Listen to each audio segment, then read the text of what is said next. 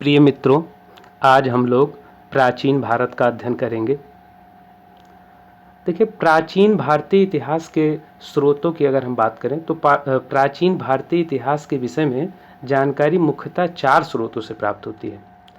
धर्म ग्रंथ, ऐतिहासिक ग्रंथ, विदेशियों का विवरण तथा अंतिम पुरातत्व संबंधी साक्ष्य। तो आज हम लोग धर्म ग्रंथ व ऐतिहासिक ग्रंथ से मिलने वाली महत्वपूर्ण जानकारी का अध्ययन करेंगे। उसके अंतर्गत वेदों का अध्ययन करेंगे। मुख्य रूप से भारत का सर्व प्राचीन धर्म ग्रंथ वेद है, जिसके संकलनकर्ता महर्षि कृष्ण द्वैपायन वेद व्यास को माना जाता है। वेद वसुधैव कुटुंबकम का उपदेश देता है। भारतीय परंपरा वेदों को नित्य तथा अपौरुषेय मानती है। वेद 4 हैं: ऋग्वेद, यजुर्वेद, सामवेद एवं अथर्ववेद। इन 4 वेदों को संहिता कहा जाता है। तो अब हम लोग ऋग्वेद की बात कर लेते हैं। ऋग्वेद, इसके कुछ ब्राह्मण ग्रंथ हैं।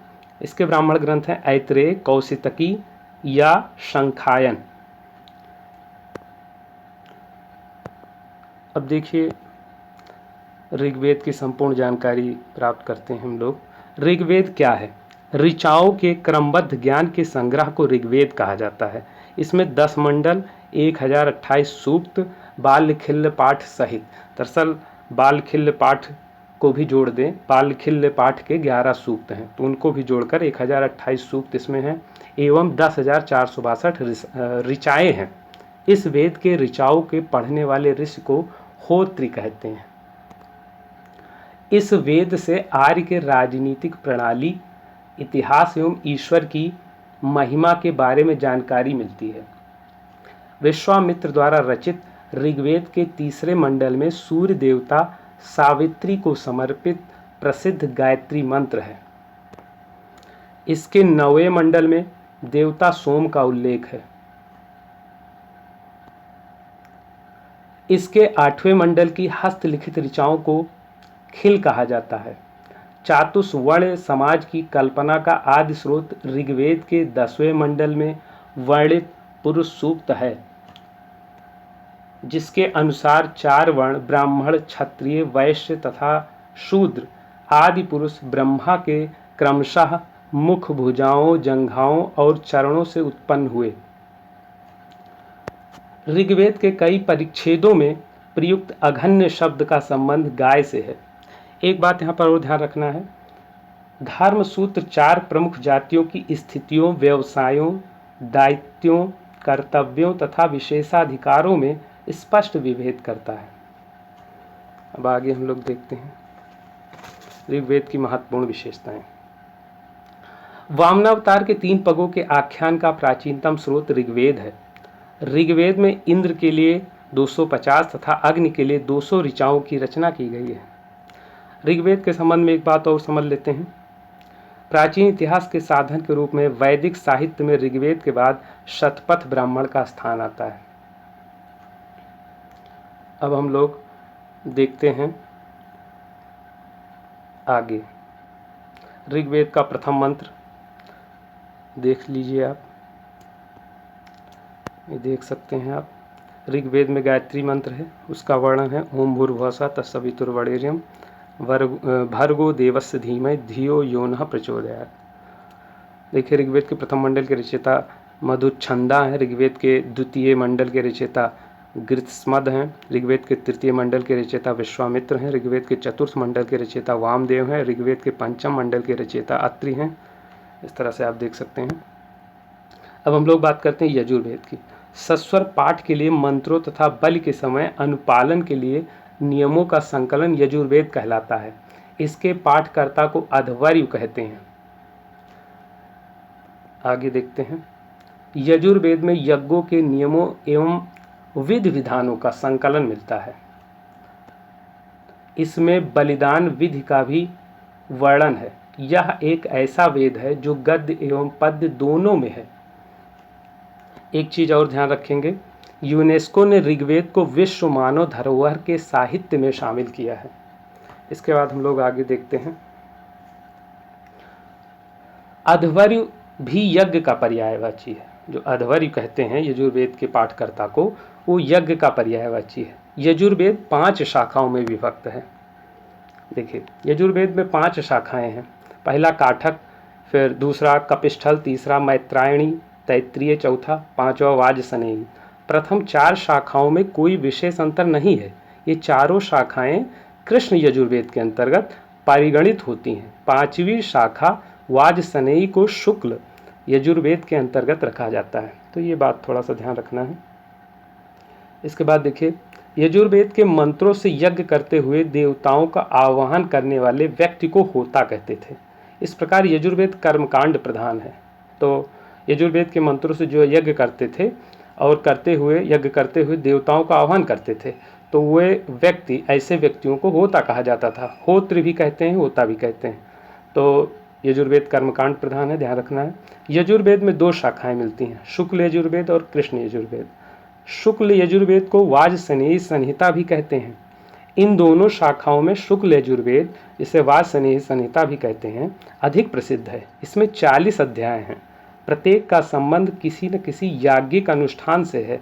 इसका अंतिम अध्याय ईशोपनिषद है, जिसकी विषय याज्ञिक ना होकर दार्शनिक अथवा आध्यात्मिक है। अब हम लोग सामवेद की बात कर लेते हैं। देखिए सामवेद का क्या अर्थ है। साम का शाब्दिक अर्थ होता है गान। अतः सामवेद ऐसा वेद है जिसके मंत्र यज्ञों में देवताओं की स्तुति करते हुए गाए जाते थे। इस वेद में मुख्यतः यज्ञों के अवसर पर गाए जाने वाले ऋचाओं यानी मंत्रों का संकलन है। इसके बाद इस प्रकार यह वेद गान प्रधान है। इसमें 75 मंत्र मौलिक हैं, शेष सभी मंत्र ऋग्वेद के हैं। तो ध्यान रखिएगा कि 75 मंत्र मौलिक हैं, शेष सभी मंत्र ऋग्वेद के हैं, परंतु स्वर भेद के कारण ये ऋग्वेद के मंत्रों से भिन्न हो गए हैं। सामवेद को गाने की यह विशेष विधि थी। इसके बाद देखिए इसके लिए विशेषता की आवश्यकता थी। प्राचीन भारत में जो विशेषज्ञ सामवेद गाते थे उन्हें उद्गाता या उद्रात्री कहते थे। तो ध्यान रखना है कि इसके पाठकर्ता को उद्रात्री कहते थे। इसका संकलन ऋग्वेद पर आधारित है। इसे भारतीय संगीत का जनक कहा जाता है और इसके 2 ब्राह्मण ग्रंथ हैं। तो ध्यान रखिएगा कि सामवेद के 2 ब्राह्मण ग्रंथ हैं, पंचविश और खड्विश या षड्विश। यह 3 शाखाओं में विभक्त है। 3 शाखाएं हैं, कौथुम, राणायनीय और जैमिनीय। संपूर्ण सामवेद में 1810 मंत्र हैं। इनमें 261 मंत्रों की पुनरावृत्ति हुई है। तो आप इस तरह से निकाल सकते हैं कि कितने मूल इसमें मंत्र हैं। 1810 में से 261 माइनस कर दीजिए, 261 मंत्रों की पुनरावृत्ति हुई है। और ऋग्वेद के 1474 को भी जब आप माइनस करेंगे तो 75 मंत्र पाएंगे जो इसमें मूल मंत्र हैं। इसके बाद एक बात और इसमें ध्यान रखना है, यजुर्वेद व सामवेद में किसी भी विशिष्ट ऐतिहासिक घटना का वर्णन नहीं मिलता। और इसके कुछ उपनिषद हैं, जो सामवेद के उपनिषद हैं, छांदोग्य और जैमिनीय। इसके बाद हम लोग अथर्ववेद की बात कर लेते हैं। अथर्वा ऋषि द्वारा रचित इस वेद में कुल 731 मंत्र तथा लगभग 6000 पद्य हैं। इसके कुछ मंत्र ऋग्वैदिक मंत्रों से भी प्राचीनतर हैं। आगे देखते हैं। अथर्ववेद कन्याओं के जन्म की निंदा करता है। इसमें 40 अध्याय हैं। अथर्ववेद में आर्य और अनार्य विचारधाराओं का समन्वय मिलता है। इसकी 2 शाखाएं शौनक और पिप्लाद हैं। इनमें शौनक शाखा का महत्व है। अथर्ववेद के कुल मंत्रों की संख्या लगभग 6000 है। आगे देखते हैं। इनमें से देखिए बहुत से मंत्र ऋग्वेद में भी पाए जाते हैं। ये 20 अध्यायों और 731 सूक्तों में संगठित है। इस वेद में मारण, उच्चारण, मोहन आदि के मंत्र, भूत प्रेतों और अंधविश्वासों के उल्लेख तथा नाना प्रकार की औषधियाँ आदि का वर्णन है। इसका ब्राह्मण ग्रंथ गोपथ है। ध्यान रखना है कि अथर्ववेद का ब्राह्मण ग्रंथ गोपथ है। आगे देखते हैं हम लोग। ऐतिहासिक दृष्टि से अथर्ववेद का महत्व इस बात में है कि इनमें सामान्य मनुष्यों के विचारों तथा अंधविश्वासों का विवरण मिलता है। पृथ्वी सूक्त अथर्ववेद का प्रतिनिधि सूक्त माना जाता है। इसमें मानव जीवन के सभी पक्षों, गृह निर्माण, कृषि की उन्नति, व्यापारिक मार्गों का गहन यानी खोज, रोग निवारण, समन्वय, विवाह तथा प्रणय गीतों, राजभक्ति, राजा का चुनाव, बहुत से वनस्पतियों एवं औषधियों, शाप, वशीकरण, प्रायश्चित, मातृभूमि, महात्म्य आदि का विवरण दिया गया है। कुछ मंत्रों में जादू टोने का भी वर्णन है। अथर्ववेद में परीक्षित को कुरुओं का राजा कहा गया है तथा कुरु देश की समृद्धि का अच्छा चित्रण मिलता है। इसमें सभा और समिति को प्रजापति की 2 पुत्रियां कहा गया है। वेदों को भली भांति समझने के लिए 6 वेदांगों की रचना हुई है। तो ध्यान रखना है, ये हैं शिक्षा, ज्योतिष, कल्प, व्याकरण, निरुक्त तथा छंद। भारतीय ऐतिहासिक कथाओं का सबसे अच्छा क्रमबद्ध विवरण पुराणों में मिलता है। इसके रचयिता लोमहर्ष अथवा इनके पुत्र उग्रश्रवा माने जाते हैं। इनकी संख्या 18 है, पुराणों की संख्या 18 है, जिनमें से केवल 5 मत्स्य, वायु, विष्णु, ब्राह्मण एवं भागवत में ही राजाओं की वंशावली पाई जाती है। एक बात और ध्यान रखनी है, पुराणों में मत्स्य पुराण सबसे प्राचीन एवं प्रामाणिक है। अधिकतर पुराण सरल संस्कृत श्लोक में लिखे गए हैं। स्त्रियां तथा शूद्र जिन्हें वेद पढ़ने की अनुमति नहीं थी, वे भी पुराण सुन सकते थे। पुराणों का पाठ पुजारी मंदिरों में किया करते थे। स्त्री की सर्वाधिक गिरी हुई स्थिति मैत्रेयी संहिता से प्राप्त होती है, जिसमें जुआ और शराब की भांति स्त्री को पुरुष का तीसरा मुख्य दोष बताया गया है। शतपथ ब्राह्मण में स्त्री को पुरुष की अर्धांगिनी कहा गया है। जाबालोपनिषद एक उपनिषद है, जाबालोपनिषद में चारों आश्रमों का उल्लेख मिलता है। स्मृति ग्रंथों में सबसे प्राचीन एवं प्रामाणिक मनुस्मृति मानी जाती है। यह शुंग काल का मानक ग्रंथ है। नारद स्मृति गुप्त युग के विषय में जानकारी प्रदान करता है। ध्यान रखिएगा, जातक में बुद्ध की पूर्व जन्म की कहानी वर्णित है।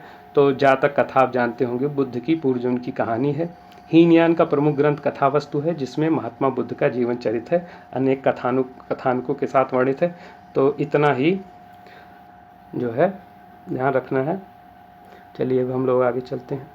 अब देखिए, वेद एवं उनके पाठ करने वाले ऋषियों को याद करने की युक्ति। हमारी युक्ति है हाउस।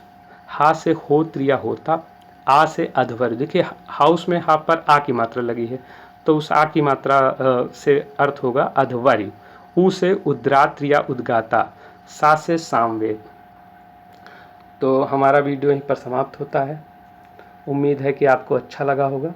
अच्छा लगा हो तो आपसे लाइक कीजिए, शेयर कीजिए, और अगर आप हमारे चैनल पर नए हैं तो इसे सब्सक्राइब कीजिए। फिर मिलेंगे किसी अन्य वीडियो के साथ। तब तक के लिए अपना ख्याल रखिए। जय हिंद।